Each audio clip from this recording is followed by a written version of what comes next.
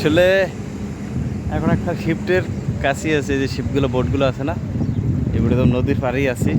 ওপার আবুধাবি, এপার island সারবানিয়াস। সারবানিয়াস rail নদীর পার, ফেরি ছাড়বে আর 1 ঘন্টা পর। আসলে সারবানিয়াস প্রায় 9টা মাস কাটাইলাম, 9টা মাস একসাথে ডিউটি করলাম।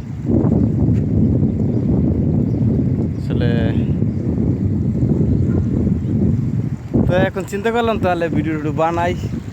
আর এদিকে ও গড়ির খাটা খাটা চিনাইতেছে, আর নদীতে হালকা ঢেউ আছে। আর তো আসলে আমার মনে পড়ে আমার যারা রুমে আসলে বা আমার লাগে যারা ডিউটি করতে, আসলে এই লোকগুলো অনেক